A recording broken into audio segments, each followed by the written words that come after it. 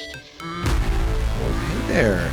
Good morning, Lego Brickheads. Happy Wednesday to you. Hope your Wednesday is, I hope it's going good so far. You know, it's hump day, halfway through the week, and you get to listen to a Wild Card Wednesday, which is one of my favorite days. So I do always like to start off by just saying thank you so much, whether you are listening in on your favorite podcast or maybe you're checking me out on YouTube because you're a visual person. I just appreciate you listening in. It means the world to me. If you like the episode, I do love if there's anything that you want to comment about or like or subscribe, you just let me know. When it comes to comments, though, I do definitely answer them back. But what do you say? Let's get into it, should we? Modulars. Love them, hate them. I mean, who hates a modular? Honestly, everybody really loves them. But I want to start this episode by taking you back on a little trip back to 2013. I want to say, give or take, maybe 6 months. And I am standing in the Lego store. And at this point, it's 2013, and my Lego collection is getting bigger. I am gunning for all of those Star Wars sets. Architecture is really big in my house, really going after those. And, you know, you start, especially when it came to Star Wars, that's where my money was going. And so I remember standing in the Lego store with my wife, and I was staring at the Fire Brigade, the Grand Emporium, the Town Hall, and I think the Palace Cinema. I think there were 4 out at the time. And, you know, my wife and I literally were looking at these and going, should we do it? Should we pull the trigger? I mean, one of these is going to retire pretty quick, right? Like, should we collect modular buildings?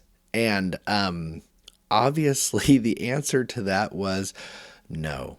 Sad. And still to this day, I regret that decision. But it came down to the Green Grocer was gone and the Cafe Corner was gone. I didn't really count Market Street, but with the Green Grocer just being out of there and it was already really climbing in price, I was like, I don't want to spend the money on getting a Green Grocer. And if I can't have all of the modulars, like, what's the point, right? And so I just remember we left those 4 big, beautiful boxes of Legos sitting on the shelf. And because of that, today, if you're tuning in to me on YouTube, it's really kind of sad because I always put a set next to me about whatever I'm talking about. And the best I could muster was a micro scale version of of some modular buildings and Sesame Street, because, you know, Sesame Street makes me happy, but that's about the best modular building I could muster for this episode. But yeah, here we go.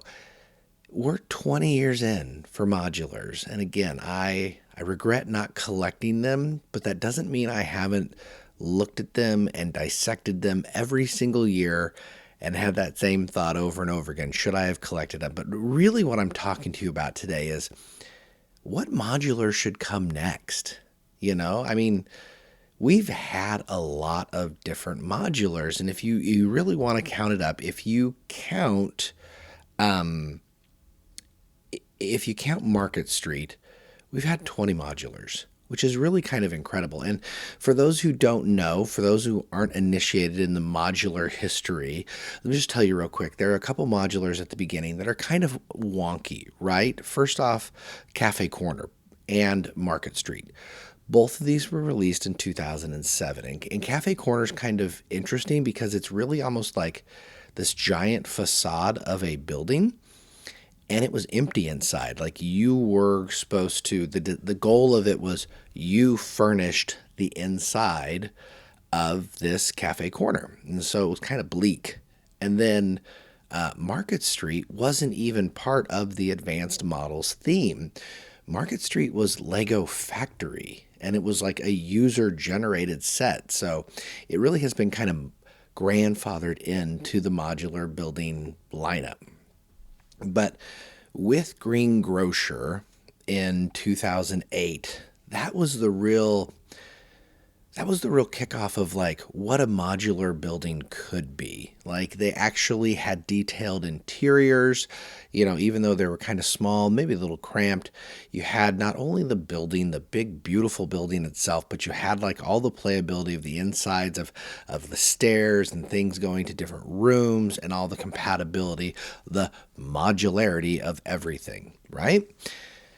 And so Greengrocer retires and it explodes in value. But then you have the Fire Brigade coming out in 2009, and it was the first major fire station that we had as Lego collectors. Sure, if you had collected Lego Town or Lego City fire station sets, there are plenty of them out there, right? There's probably been, I don't know, 20 plus iterations of a Lego fire station. But this was the first time it was done in like this self-contained, huge, beautiful building, right? And so people really started jumping on these things. And for $150, they really weren't that bad a deal. Like, for example, the Fire Brigade came out in 2009, $150, and it was 2,200 pieces. That was pretty much par for the course. Even came with its own fire engine. And then you moved forward. Grand Emporium got big. Pet Shop, I don't know, kind of good. But the Town Hall is what people really went bonkers for. And Town Hall was the first time you really kind of thought, oh, this is going to be a consistent thing in our life. It was big. It was grand. It was the first modular building to be on sale for $200. It had 2,700 pieces. And in 2012, y'all, a 2,700 piece Lego set, that was a really huge set. So these were substantial. Like these were impressive sets.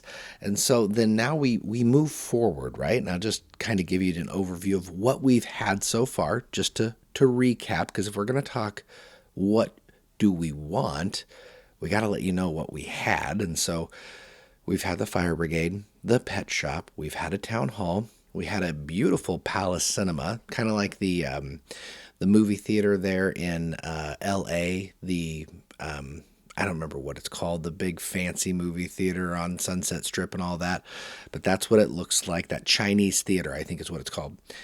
We had a Parisian restaurant, which was nice, a detective's office. We had the Brick Bank, so we got our first Lego bank. We had Assembly Square, which Assembly Square to this day is one of the biggest, most impressive Lego modulars we've ever had.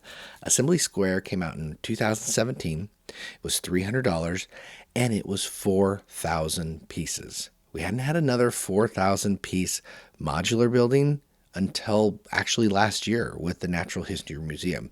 But Assembly Square was huge.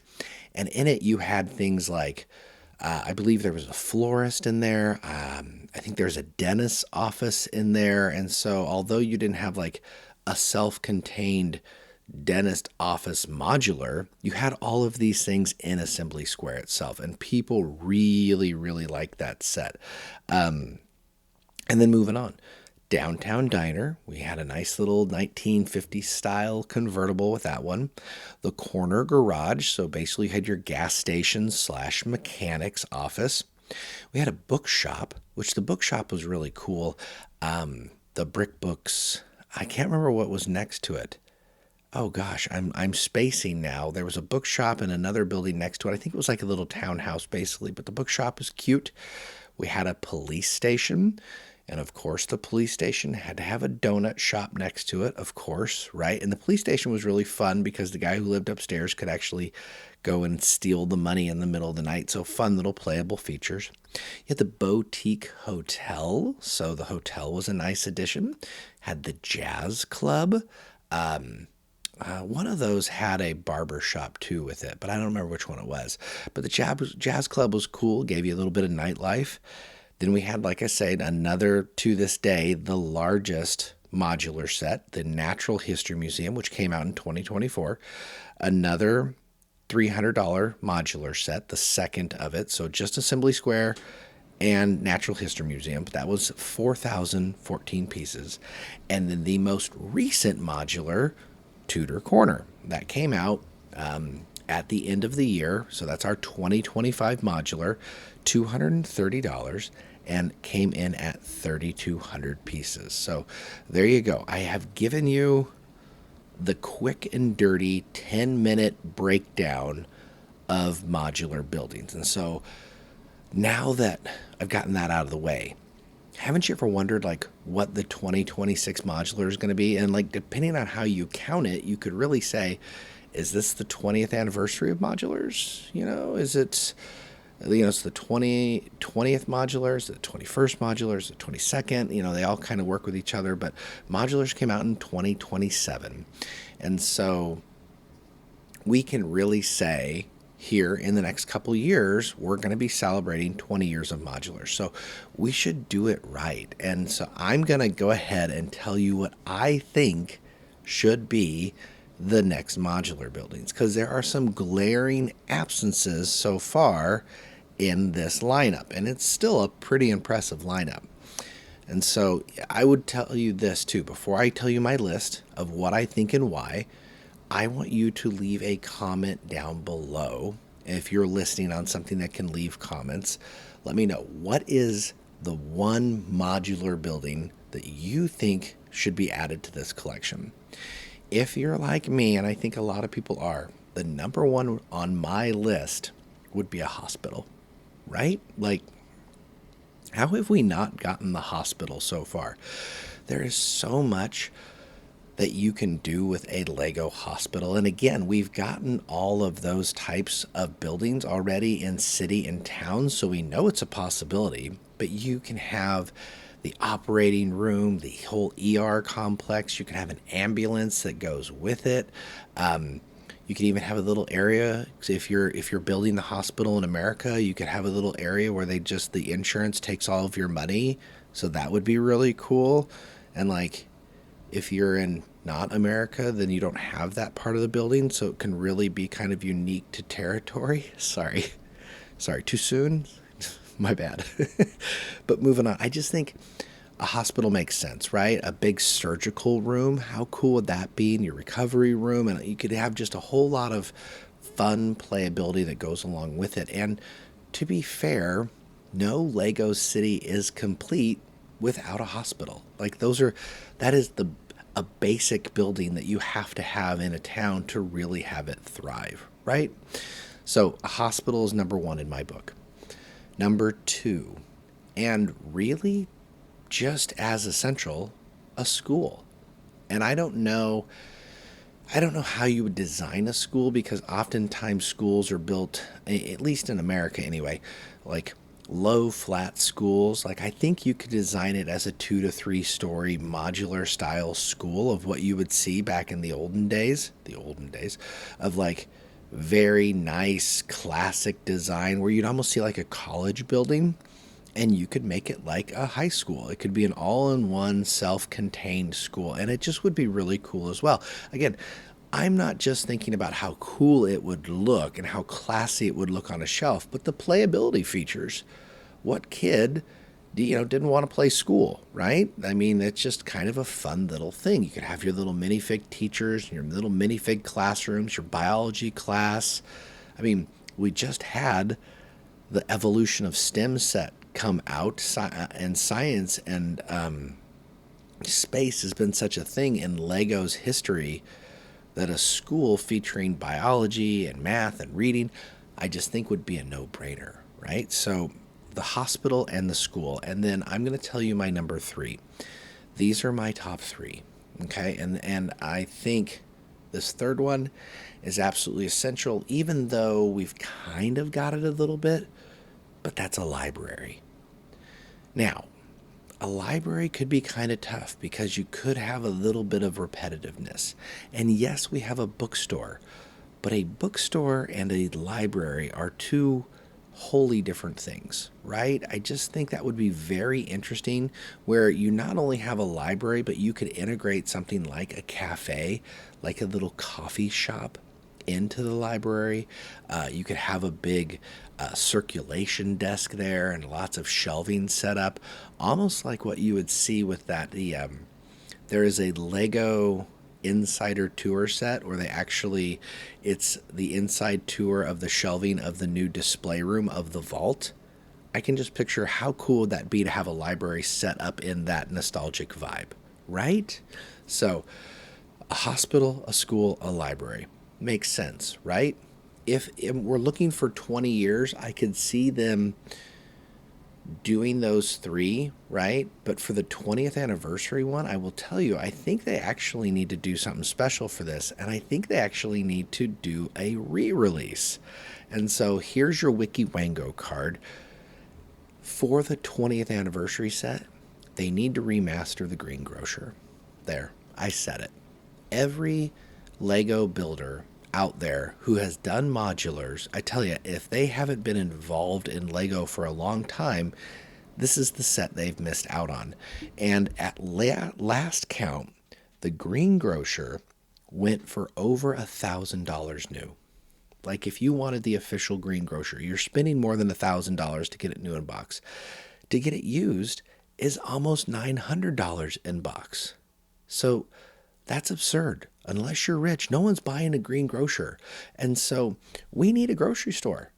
And no one has a grocery store. And it has been literally, what's that, 16 going on 17 years since we've had a grocery store with modulars. So I really think that could be a fun 20th anniversary set. What do you think? Like remastered a set? Like if there's a one set that you could redo, would it be the Fire Brigade? I don't know. I don't think so. The Fire Brigade's pretty good. But to redo the Greengrocer, like setting it up in the grocery store style, I just think would be really cool. And here's the thing. It's not like you have to set it up like a Walmart large spanning one-story U.S. style grocery store. I'm thinking more of like a Sprouts small town 2-story little boutique grocery store, something like you'd see in some small town in the Alps, right? How cool would that be? More of a European style grocery store, I think would be a really nice touch. So remastered, redone just in time for the 20th anniversary. Okay, those are my must-haves. But can I tell you, if you're thinking about this, because I was thinking a lot about different things that I would love to see, there are a couple other sets that I just think would be really, really good for Lego modulars. And I'm going to give you two more main ones, and then I'm just going to give you a list of some that I think could be like spark joy in your heart. And I want you to just leave a comment down below, like which one do you think is good. But the first one is an official post office. Like, yes, technically, I can't remember which modular it is, but there is a small post office already. But in America, at least, you can't have a town without a post office. The mail has to go somewhere, right?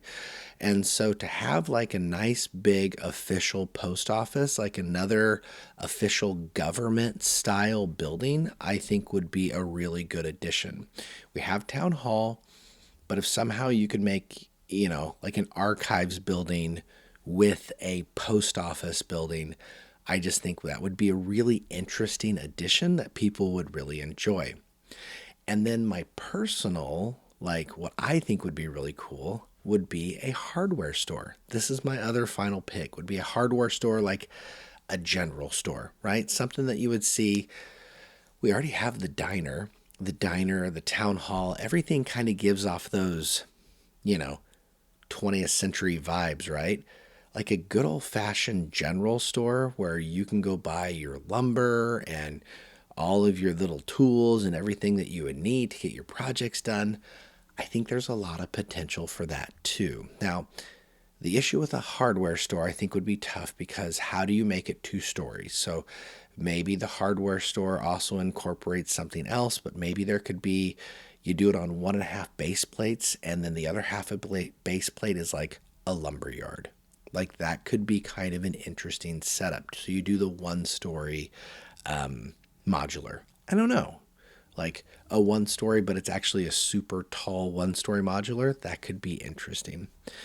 So there you go. There are my top picks. I will tell you, to end this episode, because I really could talk about this all day long. I just think it's really interesting to speculate. Like, what would be good, right? here were some of the ones I was considering and just thinking, this would be kind of a fun one. Like a doctor's office, because we've got a dentist's office, but a doctor's office would be kind of neat. I think they could integrate that. A toy store, like the Lego store, right? We have Lego store sets of the Lego store. But to make the Lego store a modular set, or to at least have just a generalized toy store, would be really, really cool. You could also make that a part of something else. I don't know, because a lot of times they do that too, where you have two buildings set up. Like it's called the Parisian, right? But there's actually another thing set up. Like there's a barber shop in one of them, but we never call any of the modulars the barber shop. So something to consider. How cool though would it be, like a Lego factory? Like, right? A Lego factory could be kind of interesting, or a car dealership. I thought that would be kind of cool.